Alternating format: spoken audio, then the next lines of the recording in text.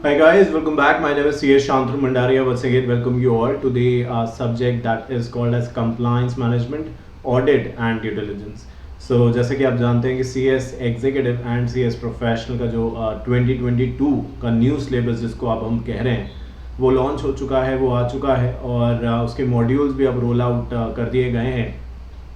तो अब उसी को लेके हम लोग तैयारी कर चुके हैं, यानी सब्जेक्ट्स जो है वो ऑलरेडी हमने भी अब रोल आउट कर दिए हैं। क्यों आपने देखा होगा शायद इससे प्रीवियस यानी ये जो पेपर आप देख रहे हैं this is the paper of group one of the paper of group one. But इससे पहले ऑलरेडी ये इस सिलेबस जो आप CS प्रोफेशनल न्यू सिलेबस है उसका सिलेबस स्ट्रक्चर है। तो इससे पहले इन्वायरमेंट सोशल गवर्नेंस ESG जो सब्जेक्ट है पेपर नंबर 1 उसकी ऑलरेडी क्लासेस अब हमारे पास अवेलेबल हैं।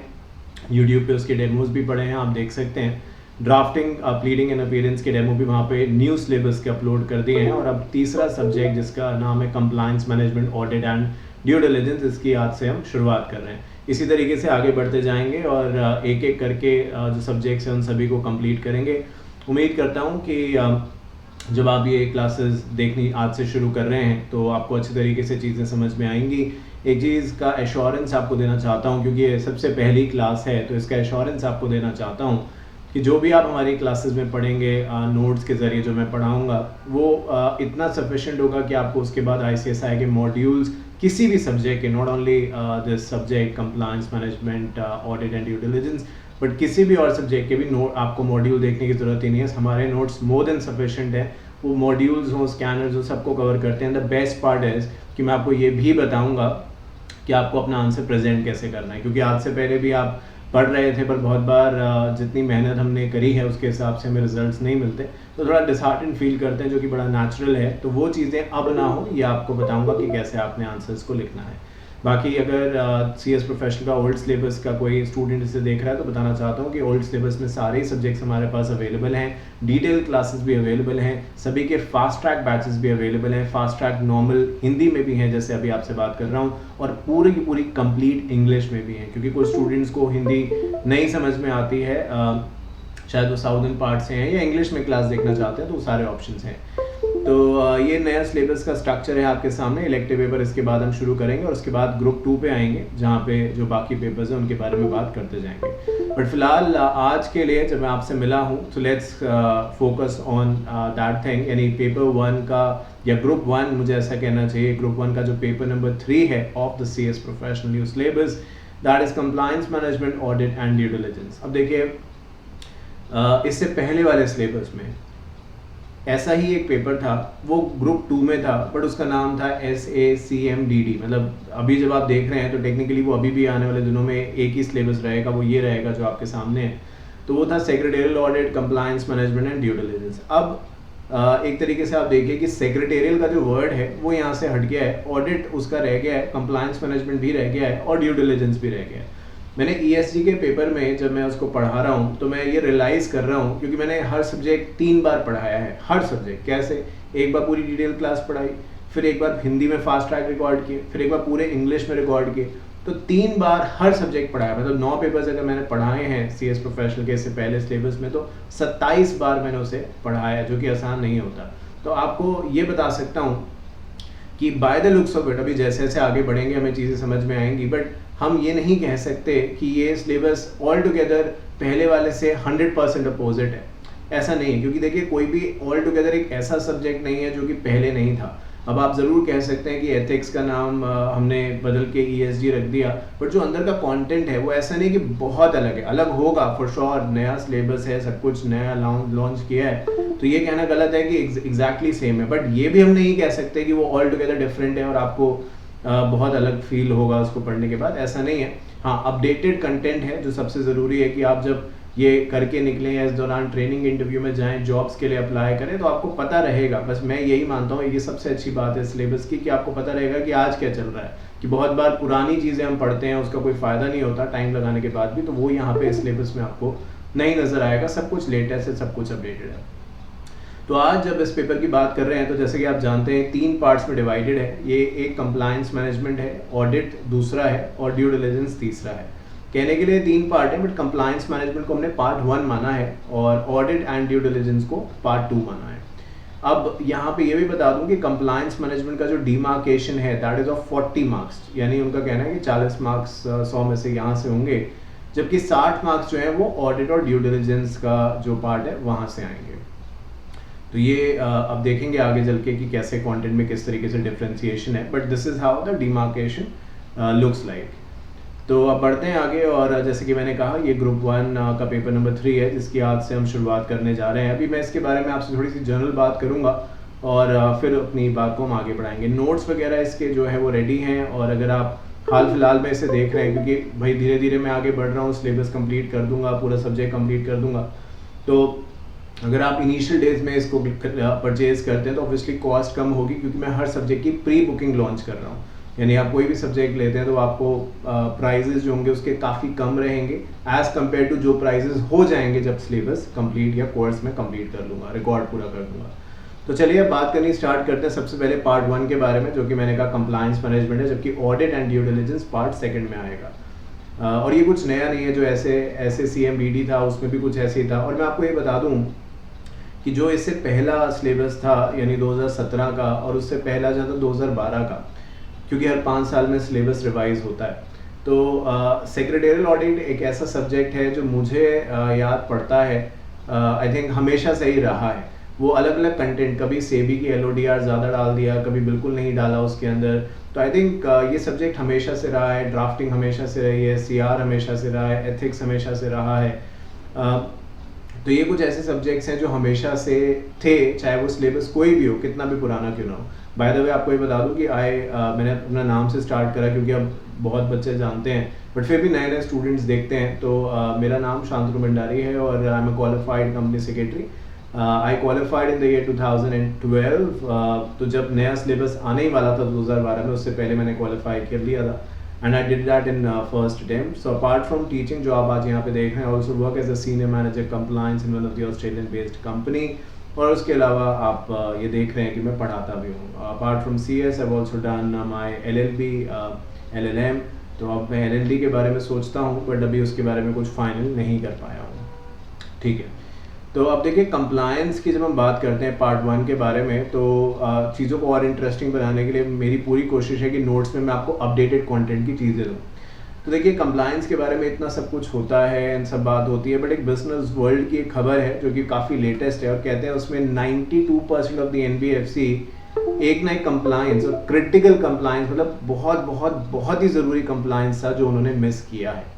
तो ये सिर्फ एक सेक्टर की बात हम कर रहे हैं, क्योंकि आपको पता है कि जैसे NBFC एक सेक्टर है, ऑटोमोबाइल्स दूसरा हो सकता है, ई-कॉमर्स कंपनी तीसरी हो सकती हैं। तो बट फिलहाल के लिए अगर हम डेटा के बारे में बात करें जो अवेलेबल है, उसके हिसाब से 92% NBFCs अगर टेक्निकली देखा जाए तो नॉन कंप्लायंट है, बिकॉज उन्होंने कम से कम एक इम्पॉर्टेंट, यानी कि छोटा मोटा कंप्लायंस, एक क्रिटिकल एक बहुत भारी वर्ड है, वो मिस किया है। तो कंप्लायंस की सिचुएशन जो है वो कुछ ऐसी है कि कहीं ना कहीं कंपनीज बहुत बार, ये तो नहीं कह सकते कि सबके लिए एक जैसा है, बट कंपनीज बहुत बार दूर भागती हुई नज़र आती हैं। उन्हें लगता है कि कंप्लायंस जो है वो एक तरीके की कॉस्ट है, और हम तो बिजनेस करने के लिए बैठे हैं, पैसा कमाने के लिए बैठे हैं, कंप्लायंस तो एक खर्चा है, क्यों करना है, जब जो होगा देखा जाएगा। बट अब जो गवर्नमेंट है और आने वाले समय के अंदर जो चीज़ें होंगी उसके हिसाब से आप देखेंगे कंप्लायंस पे सबसे ज़्यादा फोकस होगा। कंप्लायंस अगर फुलफिल नहीं है तो आप ना IPO की तरफ बढ़ सकते हैं, यानी फंडिंग भी रेज नहीं कर सकते, रेपुटेशन तो ख़राब होगी। और फंडिंग रेज करने का मतलब है अपनी कंपनी को एक लेवल अप करना, क्योंकि आप जब एक पब्लिक कंपनी, लिस्टेड कंपनी बनते हैं तो आपकी पहचान जो होती है वो बहुत एक्सपैंडेड बढ़ जाती है, काफ़ी लोग जानने लगते हैं। बट अगर आप अच्छा काम नहीं करेंगे, कंप्लायंस नहीं करेंगे, तो सेबी आपको परमिशन नहीं देगा लिस्टेड बनने के लिए। तो कहीं ना कहीं बहुत ज़रूरी है कि कंप्लायंसेस को फॉलो किया जाए, फुलफिल किया जाए। और आज जब इसी के बारे में बात कर रहे हैं पार्ट 1 के बारे में, तो सबसे पहला जो चैप्टर है, lesson 1 chapter 1, that is compliance framework. Now इतनी बात मैंने कह दी, जबकि अभी मैंने एक लाइन नहीं पढ़ी, इतनी बात आपसे कह दी, तो मैं एक बार आपसे एक चीज़ और डिस्कस करना चाहता हूँ, और आपसे एक सवाल है मेरा यहाँ पे कि कंप्लायंस है क्या। अब आप बहुत बार कहते हैं कि हम CS बन जाएंगे, आप आखिरी सीढ़ी पे हैं और बहुत जल्दी आगे बढ़ के वो सीढ़ी भी क्रॉस करके आप CS बन जाएंगे। CS कहते हैं, कंप्लायंस ऑफिसर कहते हैं, क्या है आखिरकार कंप्लायंस फ्रेमवर्क? तो चलिए एक पॉलिसी है, प्रोसेस है, ठीक है, बट कंप्लायंस क्या है? तो अगर सरल शब्दों में हम इसे समझें, इजी लैंग्वेज में समझें, हमें किसी को समझाना हो या खुद समझना हो, तो I think rules regulations he compliance है। तो कुछ ऐसी चीज़ें हैं जो कंपनी खुद बनाती है, जिसको पॉलिसी एंड प्रोसेस कह देती है, जो कि कंपनी टू कंपनी वेरी करता है। जबकि ऐसे कुछ कानून हैं जो कि पार्लियामेंट पास करता है, जो कि वेरी नहीं हो सकते। जो हैं वो हैं, जो मेरे लिए हैं वो आपके लिए हैं, जो आपके लिए है वो किसी और के लिए। एक्सेप्शंस हों तो वो रेयरेस्ट ऑफ द रेयर होंगे, बट जनरली वो सभी के लिए सेम रहते हैं। तो कंप्लायंस मतलब कुछ कायदे कानून जो हमें मानने हैं, जिन्हें हमें फुलफिल करना है, जिन्हें हमें फॉलो करना है अगर हमें इंडिया में बिजनेस करना है। नहीं तो यहाँ पे आपके लिए कोई जगह नहीं है, क्योंकि जिस तरीके के स्कैम्स हो रहे हैं, होते आए हैं, वो इस बात का कहीं ना कहीं एक इशारा है कि कंप्लायंस का जो फ्रेमवर्क है वो शायद उतना स्ट्रांग नहीं है। हम ये नहीं कह सकते देखिए कभी भी कि कुछ नहीं हो रहा है, चीज़ें बदल रही हैं, आगे बढ़ रही हैं, अच्छे होने की तरफ बढ़ रही हैं, और वो ज़रूरी भी है। क्योंकि अगर आप चाहते हैं कि एक डेवलपिंग नेशन का जो टैग है उससे हम निकल के डेवलप नेशन की तरफ बढ़े, तो हमें स्टेप्स लेने पड़ेंगे। ऐसे स्टेप्स लेने पड़ेंगे जो कि डिफ़िकल्ट हैं, जो कि स्ट्रांग हैं, जो कि बोल्ड हैं, पर लेने पड़ेंगे वो स्टेप्स, क्योंकि हमें भी अपने आप को, अपनी कंट्री को, अपने देश को, अपने कॉर्पोरेट्स को लेवल अप करना है। ये मुश्किल है पर नामुमकिन नहीं है। अब देखिए कंप्लायंस फ्रेमवर्क की जब हम बात करते हैं तो रिसेंटली पार्लियामेंट में आपको पता होगा डेटा प्रोटेक्शन बिल जो है उसके बारे में बात हुई है, और वो टेबल्ड हो गया है, पास भी हो जाएगा। तो कहते हैं कि अगर वो ऐसा हो जाता है तो इंडियन जो कंपनीज हैं उनको कंप्लायंस की तरफ और ध्यान देना पड़ेगा। क्योंकि आप देखिए आजकल सब कुछ जो है, सारा खेल जो है वो डेटा का है।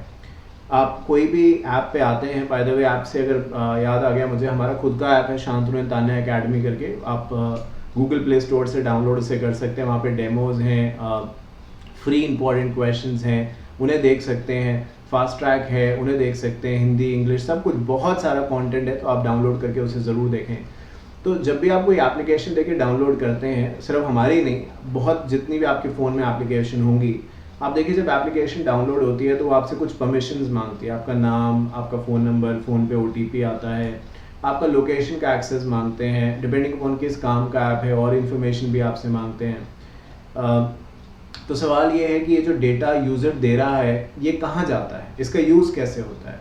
तो ये एक बहुत अलग चीज़ है, क्योंकि आप इसका एग्जांपल ऐसे समझिए कि आप बहुत बार देखते हैं कि आपने कोई क्रेडिट कार्ड के लिए कभी अप्लाई नहीं किया, और हो सकता है अभी आपकी इनकम नहीं है क्योंकि आप एक स्टूडेंट हैं, या बहुत मिनिमम इनकम है शायद आपकी, तो बट क्रेडिट कार्ड के कॉल आने लगते हैं, और कभी कभी आपको वो मैसेज भी, ईमेल भी आया था कि आपका कार्ड सैंक्शन हो गया, झूठे ईमेल्स। तो ये कहाँ से आते हैं, कैसे उन्हें आपका नंबर मिलता है, और कैसे और क्यों वो आपको अप्रोच करते हैं? क्योंकि आपने तो उनसे कहा नहीं कि मुझे कार्ड चाहिए, कहा है तो अलग बात है, फिर तो वो कॉन्टैक्ट करेंगे, बट मैंने तो नहीं कहा कि मुझे गाड़ी बेचनी है या मुझे लोन लेना है या और कोई बात है। तो मुझे वो कैसे कॉन्टैक्ट करते हैं, कहाँ से आता है? तो वो रैंडमली नंबर डायल करते हैं या उनके पास कोई डेटा है? तो सवाल यही है कि डेटा जो है इसको कैसे सेव गार्ड किया जाता है, कौन है जो ये मेक श्योर कर रहा है कि जो डेटा यूज़र अपना कहीं भी सबमिट कर रहा है वो उसी इंटेंटेड पर्पस के लिए यूज़ हो, कहीं और ना जाए, उसकी परमिशन, यूज़र की परमिशन के बगैर वो डेटा कहीं और ना जाए। कौन है जो इस बात को मेक श्योर कर रहा है? तो जो डेटा प्रोटेक्शन बिल है, इससे कंपनी के कंप्लायंसेस बढ़ेंगे, यानी CS का काम बढ़ेगा, क्योंकि भाई कंप्लायंस मेक श्योर करना बाकी सभी की रिस्पॉन्सिबिलिटी भी है, बट CS अपने आप को KMP कहता है, उसे गवर्नमेंट ने KMP माना है, तो उसकी काफ़ी ज़्यादा रिस्पॉन्सिबिलिटी बनती है। तो आने वाले दिनों में जब ये इम्प्लीमेंट हो जाएगा तो हमें और पता चलेगा, बट येस फॉर नाउ आप ये कह सकते हैं कि कंप्लायंस के तौर पे ये भी एक तरीके का कंप्लायंस है। और मोर देन लाइकली आजकल सब कुछ देखिए इंटरनेट के थ्रू हो रहा है, तो जो डेटा इकट्ठा हो रहा है वो कहाँ जा रहा है, कौन से सर्वर पे स्टोर हो रहा है, इंडिया में हो रहा है, इंडिया के बाहर चला जा रहा है डेटा, क्या हो क्या रहा है आखिरकार, इसके बारे में इस बिल में बात करी गई। तो ये भी एक लेवल का कंप्लायंस है जो ऑलमोस्ट हर कंपनी को फुलफिल करना है जो कि इंटरनेट के थ्रू बिजनेस करती है, राइट। तो ये आने वाले दिनों में पता चलेगा। तो this is also part of the compliance that the company has to make sure कि वो कंप्लाई करें। बात करते हैं आगे और चैप्टर की शुरुआत करते हैं। कहते हैं कि कॉर्पोरेट कंप्लायंस फ्रेमवर्क। अब देखिए फ्रेमवर्क के बारे में हमने थोड़ा सा बात कही कि policy process, but corporate compliance, corporate हो गई कंपनी, कंप्लायंस हो गए कायदे कानून जो कि एक कंपनी पे लागू होते हैं, एप्लीकेबल हैं, जो कंपनी को मानने हैं। अब कंपनी की डेफिनेशन तो यहाँ नहीं लिखी है क्योंकि ये कंपनीज एक्ट नहीं है, बट सभी जानते हैं कि कंपनी एक आर्टिफिशियल लीगल पर्सन है पूरी डेफिनेशन के हिसाब से। जो फिलहाल वर्ड्स हमें समझने हैं, आर्टिफिशियल यानी खुद कोई काम नहीं कर सकती, तो कोई डायरेक्शन देगा, और जो डायरेक्शन देता है उसका नाम है बोर्ड ऑफ डायरेक्टर्स। तो कॉर्पोरेट कंप्लायंस फ्रेमवर्क में ये बताया गया है कि भाई कंपनी की एज अ होल रिस्पॉन्सिबिलिटी है कि सही तरीके से कंप्लायंस को फुलफिल किया जाए, और उसमें भी प्राइमरली रिस्पॉन्सिबिलिटी उन लोगों की है जो सबसे ऊपर बैठे हैं, जो कंपनी को गाइडेंस दे रहे हैं, डायरेक्शन दे रहे हैं कि कैसे क्या करना है, नहीं करना है, सब कुछ हो कंपनी के नाम पे रहा है बट चला कोई और रहा है कंपनी का। तो I think corporate compliance framework यही बात करता है कि आपके पास कोई जो पॉलिसी है, प्रोसेस है, वो होने चाहिए कि कंप्लायंस क्या हो रहा है, नहीं हो रहा है, नया कोई लॉ आ रहा है, नया कोई कानून आ रहा है तो क्या इसकी इंटरप्रिटेशन है, कैसे ये हमें इफेक्ट करेगा, हम कैसे इसे कर सकते हैं, फुलफिल कैसे कर सकते हैं, कितने समय में हमें करना है, नहीं किया तो क्या इसके कॉन्सिक्वेंसेज हैं, वगैरह वगैरह। तो आई थिंक ये सारी की सारी बात है जो इस चैप्टर में एक एक करके हम पढ़ेंगे, इनके फ़ायदे जानेंगे और ये समझेंगे कि कैसे बिजनेस जो हैं वो इन्हें फॉलो करके आगे बढ़ रहे हैं। क्योंकि हमने बहुत कंपनीज़ का नाम सुना है, टाटा है, रिलायंस है, और आज मारुति सुजुकी के बारे में भी थोड़ी सी बात करेंगे कि कैसे उन्होंने एक सॉफ्टवेयर डेवलप किया जिसको आप AI कहते हैं, आर्टिफिशियल इंटेलिजेंस की मदद से, कि जैसे भी कोई कंप्लायंस कंपनी में अगर मिस हो जा रहा है तो उसकी रिपोर्ट कैसे ऊपर तक पहुंचेगी, या वो जो कंसर्न लोग हैं उनको पहुंचेगी, और वो कैसे कितने समय के अंदर रेमेडियल एक्शन लेंगे। तो ये सब चीज़ें गवर्नमेंट ने तो थोड़े बोला है कि आप सॉफ्टवेयर बनाइए और इसको करिए, उनका कहना है कि आपको कंप्लायंस करने हैं। पर कंप्लायंस को अगर देखा जाए, वर्ड बहुत छोटा सा है, बट अगर आप एक कंप्लायंस को लिखने लगेंगे कि इस कंपनी पे जो लिस्टेड है कितने कानून एप्लीकेबल हैं, तो आप रियलाइज करेंगे कि वो गिनती जो है वो हज़ारों में जाएगी। उसकी लिस्टेड कंपनीज की बात मैं कर रहा हूँ, तो वो प्रैक्टिकली पॉसिबल भी नहीं है कि मैं दिमाग में सब कुछ रख सकूँ। तो उसके ज़रिए चीज़ों को आप करने की कोशिश करी जा रही है। ऐसी काफ़ी सारी बातें जिसके बारे में हम बात करेंगे, आइए देखते हैं। तो कहते हैं it is the responsibility of the board of directors of the company to recognise scope and implication of applicable laws and regulation on the company while framing and setting the corporate strategies for achieving their target goals and objective. They must duly consider the compliance of applicable laws regulation on the company. So जो भी कायदे कानून बनाए गए हैं government की तरफ से, ये डायरेक्टर्स की जिम्मेदारी है, क्योंकि मैंने कहा वो सबसे ऊपर हैं, और इसीलिए ऊपर है क्योंकि उनमें शायद सब कुछ अलग है और दूसरों से ज़्यादा समझ है, एक्सपीरियंस है। तो उनकी जिम्मेदारी बनती है कि कंपनी के अंदर वो सब चीज़ें लागू कराएं, एप्लीकेबल कराएं, इम्प्लीमेंट कराएं। अच्छा, अब एक बहुत सिंपल सी बात मैं आपसे कहता हूँ। आप अगर ये सोचें कि हम डायरेक्टर्स को क्यों बोल रहे हैं, ये क्यों नहीं कहते हैं कि CS की जिम्मेदारी है, KMP की जिम्मेदारी है, ऐसे वर्ड्स क्यों नहीं इस्तेमाल करते? तो देखिए, ये आप सभी को पता है कि जितने भी ये वर्ड्स हैं, बाकी सारे वर्ड्स ये किसी कानून में लिखे गए हैं, बट बोर्ड ऑफ डायरेक्टर्स तो बड़ा जेनरिक सा वर्ड है, इसको किसी कानून की ज़रूरत नहीं है। ये तो एक बड़ा इंग्लिश तरीके का वर्ड है। डिक्शनरी पे भी देखेंगे डायरेक्टर्स कौन होता है तो आपको मिल जाएगा जो डायरेक्शन दे, है ना। ये इसलिए कह रहा हूँ कि जैसे फैमिली में कोई भी बच्चा है, आप हैं, मैं हूँ, सब पेरेंट्स के लिए अपने बच्चे फेवरेट होते हैं। अगर कोई भी बच्चा जो है वो गलत काम करता है तो क्या सवाल उठता है, दूसरे जो है वो क्या बोलते हैं, कहते हैं कि घर वालों ने शायद सिखाया नहीं होगा, ऐसे ही बोलते हैं, जबकि हो सकता है घर वालों ने तो कोई कमी ना छोड़ी हो। ऐसे ही कंपनी के लिए जो घर वाले हैं, या यूँ कह दीजिए जो पेरेंट्स हैं, वो बोर्ड ऑफ डायरेक्टर्स हैं। मतलब जो बोर्ड ऑफ डायरेक्टर्स डायरेक्शन देंगे, जिस तरीके से कंपनी को इनकलकेट करेंगे, जिस तरीके से उसको आगे बढ़ाएंगे, ट्रेन करेंगे, कल्चर सेट करेंगे फ्रॉम टॉप टू बॉटम, उस तरीके से मोर देन लाइकली कंपनी आगे बढ़ेगी। इसीलिए पहली लाइन में ये लिख दिया कि बोर्ड ऑफ डायरेक्टर्स की सबसे ज़्यादा जिम्मेदारी है। बाकियों की ऐसी नहीं कि सब हम कहते हैं कि नहीं बोर्ड ऑफ डायरेक्टर्स सब कुछ करेंगे, ऐसा भी नहीं है, बट जिम्मेदारी वहीं से स्टार्ट होती है। तो कहते हैं compliance framework is to build into the corporate system to avoid non-compliance, and secretarial audit is carried out periodically by independent professionals to check effectiveness of the control within the organization and report how the organization is complying with the statutory requirements. तो भाई ये एक समझने वाली बात है कि जब हम इतना सब कुछ कह रहे हैं तो एक स्टेप आगे भी बढ़ गए। कहते हैं कि जो पहले डायरेक्टर्स ने लिख दिया वो सब कुछ सही है, बट हम फिर एक स्टेप आगे बढ़ गए, कहते हैं कि हम ये भी जानना चाहते हैं कि जो डायरेक्टर्स कह रहे हैं वो कितना सच है, क्योंकि डायरेक्टर्स सबसे ऊपर बैठे हैं, सबसे ज़्यादा जानते हैं, अंदर की बातें उन्हें पता है, तो अपने बारे में तो गलत बताएंगे नहीं। कुछ गलत भी कर रहे होंगे तो ये थोड़े बताएंगे मैं गलत कर रहा हूँ। तो कहते हैं क्या है कि हमने एक और कॉन्सेप्ट इंट्रोड्यूस कर दिया जिसका नाम सेक्रेटरियल ऑडिट दे दिया, और उसको आप सभी जानते हैं कि एक बाहर का, जो कि CSE होता है, बाहर का एक थर्ड पार्टी या एक इंडिपेंडेंट प्रोफेशनल आता है, जांचता है, समझता है कि कौन से कायदे कानून कंपनी में इम्प्लीमेंट होने चाहिए और कौन से हुए हैं, उसकी लिस्ट बनाता है और फिर शेयर होल्डर्स को रिपोर्ट एड्रेस करता है। इसको सेक्रेटरियल ऑडिट रिपोर्ट कहा जाता है। तो इससे चेक्स एंड बैलेंसेज हो गए कि जो बोर्ड ऑफ डायरेक्टर्स कह रहे हैं हम उस बात को भी नहीं मान रहे पूरी की पूरी एज इट इज़, बट हम ये भी नहीं कह रहे कि वो गलत कह रहे हैं, हम उस चीज़ को डबल चेक करा रहे हैं, क्योंकि दो लोगों ने चेक कर लिया, एक जो कंपनी के इंटरनल है, एक जो एक्सटर्नल है, तो कहीं कुछ होगा तो अपने आप पता चल जाएगा, यही हम कर सकते हैं। तो उस तरीके का एक फ्रेमवर्क डेवलप करने की बात कर रहे हैं और कहते हैं कि उससे ज़रूर कंप्लायंस का जो एप्लीकेबिलिटी है उसमें सुधार आएगा। मारुति सुजुकी के बारे में मैं आपसे कुछ देर पहले बात कर रहा था, बट उससे पहले एक और जगह न्यूज़ छपी, उसमें कहा compliance and ethics in digital age building trust in changing landscape. तो कंप्लायंस एंड एथिक्स, देखिए एथिक्स, अब सब्जेक्ट एथिक्स नहीं पढ़ रहे हम, बट एथिक्स जैसे एक इंसानियत है। अब बहुत कानून है कि क्या करना है क्या नहीं करना, बट इंसानियत क्या है ये इस पे कोई कानून नहीं है। तो एथिक्स वही है, एथिक्स आपका कल्चर है, आपकी वैल्यूज़ हैं, जिस तरीके से आप चीज़ों को देखते हैं। अगर ज़रूरी नहीं है कि कोई लॉ हर चीज़ के ऊपर बनाओ तो ही मैं ठीक काम करूँ, सभी को आज के डेट में मुझे लगता है समझ है कि सही क्या है गलत क्या है। तो कहते हैं कि कंप्लायंस तो हम करेंगे, जो लॉ के हिसाब से बताई गई हैं चीज़ें मैंडेटरी हैं वो तो हमें करनी है, हम एहसान नहीं कर रहे, हमें करना ही है।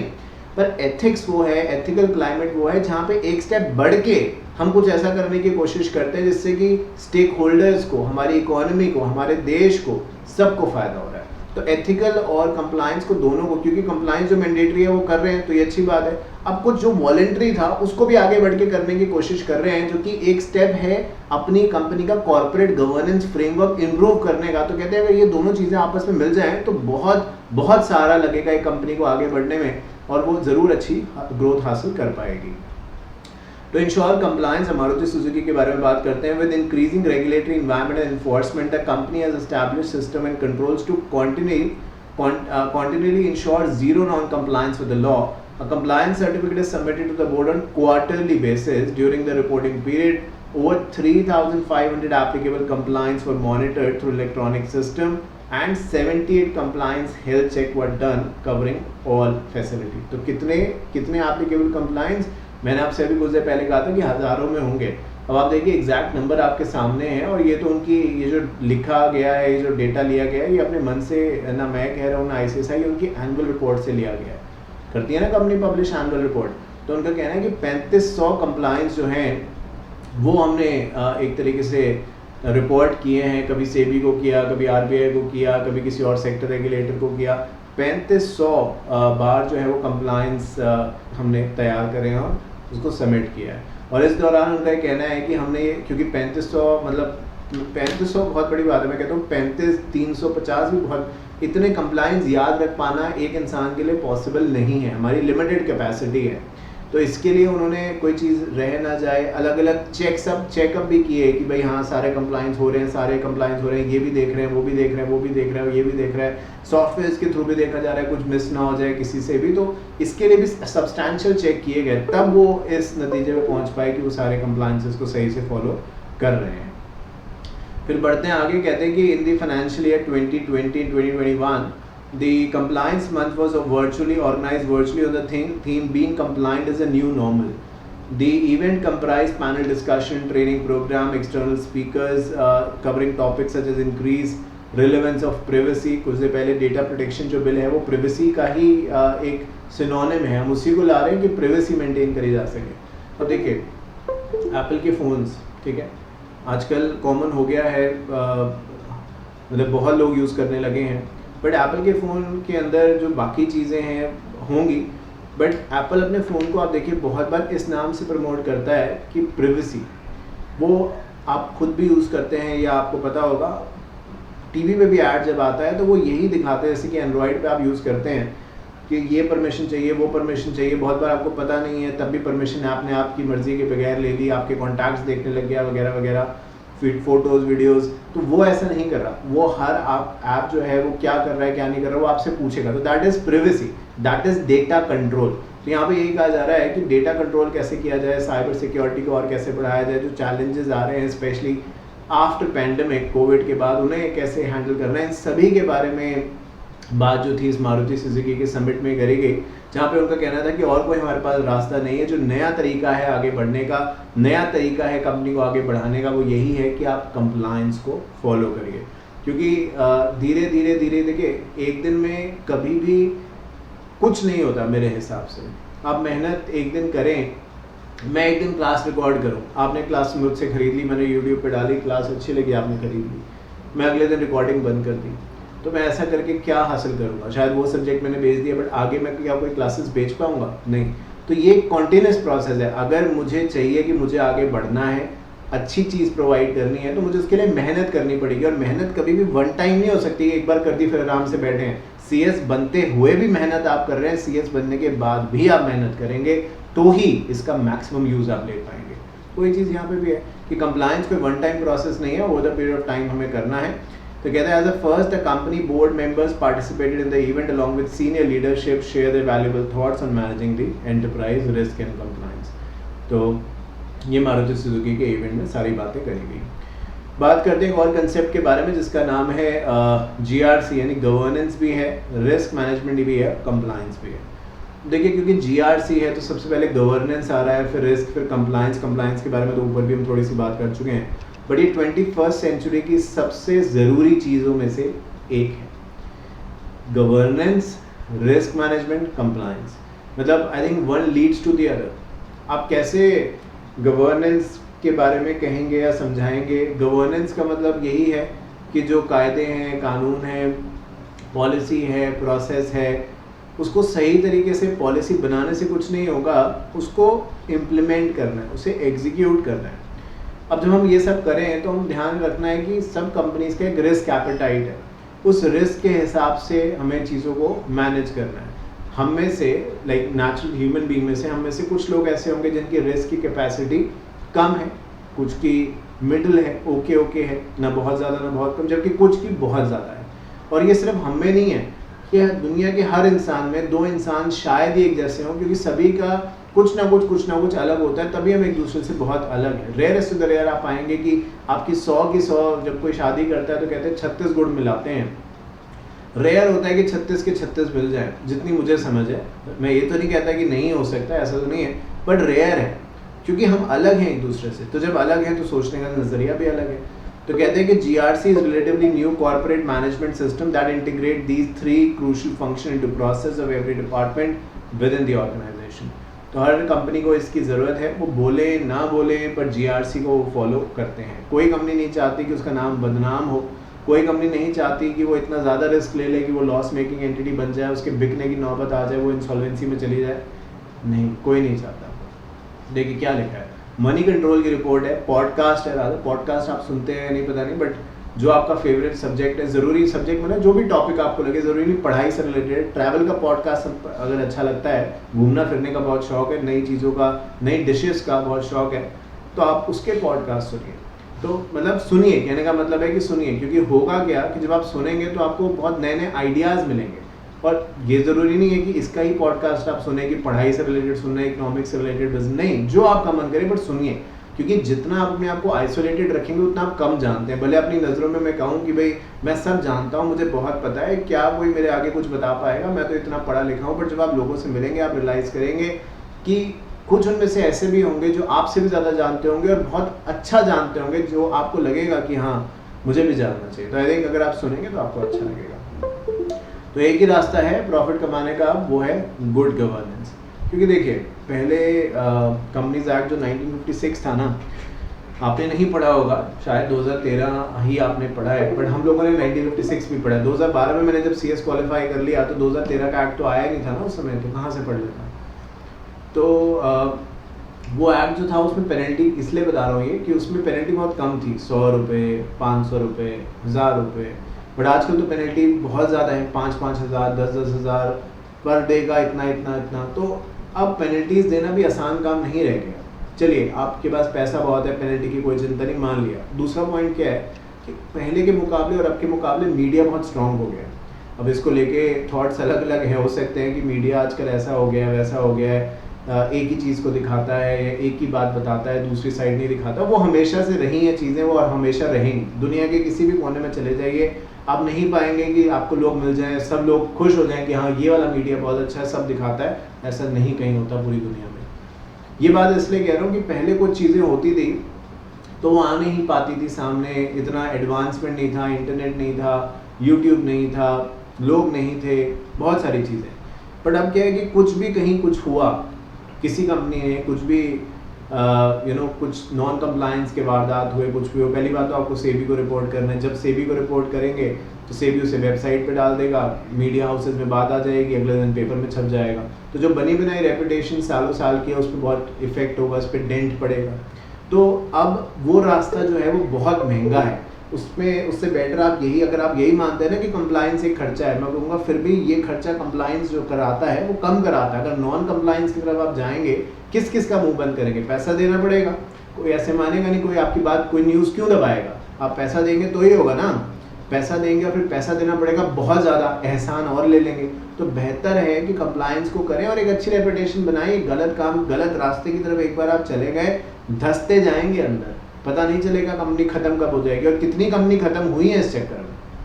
तो ये ध्यान रखें। अब कहते हैं कि इंडिया में एक डेटा के हिसाब से, इस पॉडकास्ट के हिसाब से, कुछ 1 लाख के आसपास स्टार्टअप्स हैं। ठीक है, मैं अपना ESG का सब्जेक्ट जब पढ़ा रहा था वहाँ भी मैंने यही कहा कि देखिए आजकल दुनिया बदल रही है। पहले कहते थे कि मैंने एक बिज़नेस स्टार्ट किया है, नया बिज़नेस स्टार्ट किया है। आज हम कहते हैं कि बिज़नेस तो आज भी हम स्टार्ट कर रहे हैं, बट उसको बिज़नेस स्टार्ट करना नहीं कहते, उसे कहते हैं कि स्टार्टअप मैंने किया। ये एक फैंसी वर्ड है, एक फैशनेबल वर्ड है, एक ट्रेंडिंग वर्ड है स्टार्टअप।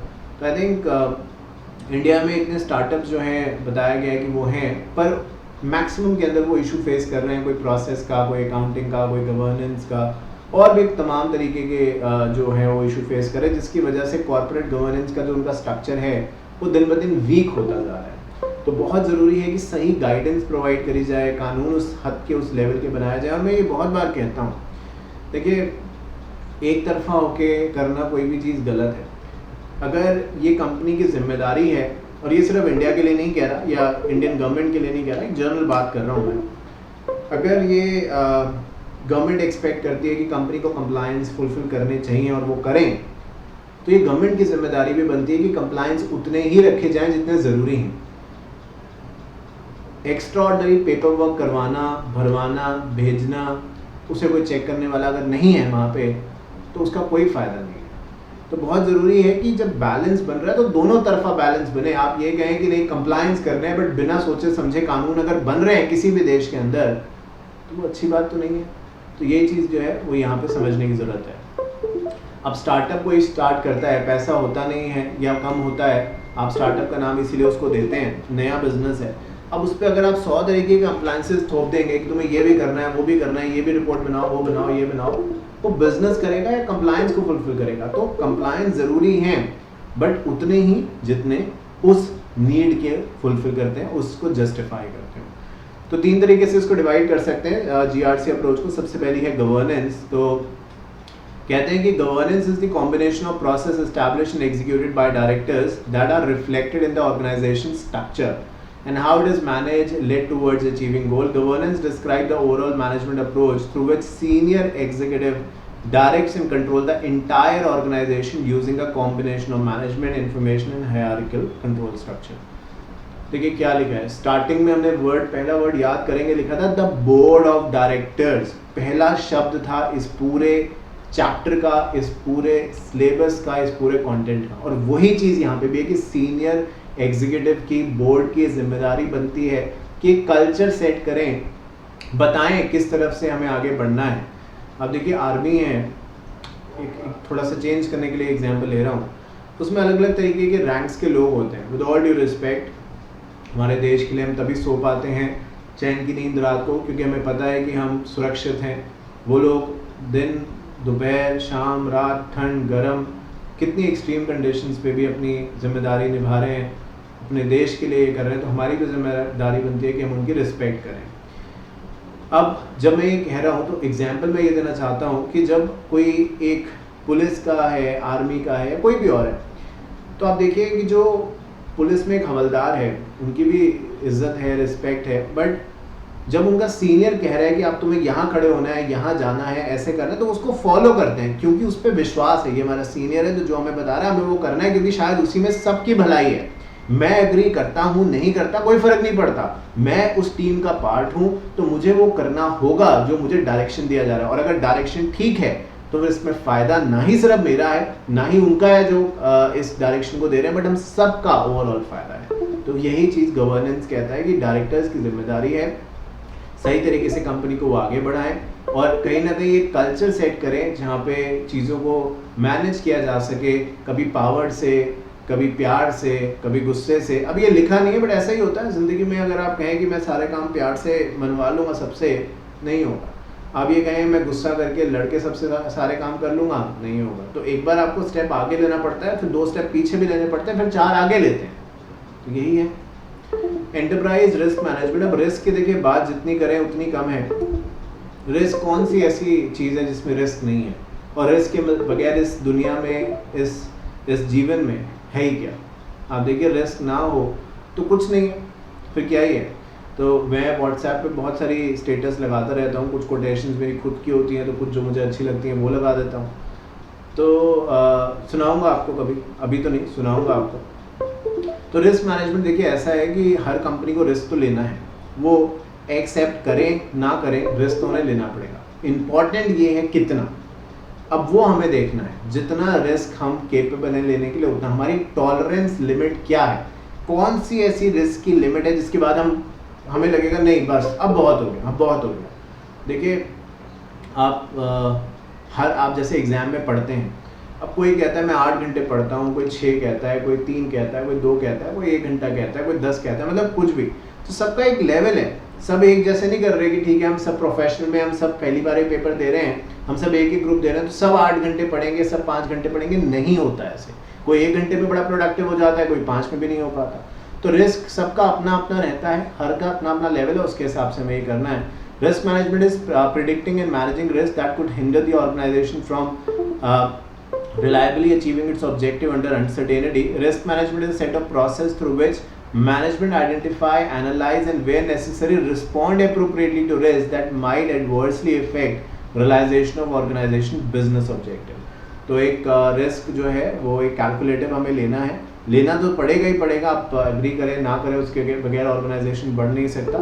बट डेफिनेटली अगर एक कैलकुलेटिव रिस्क लेंगे तो ऑर्गेनाइजेशन बढ़ेगा और डेफिनेटली ग्रो करेगा।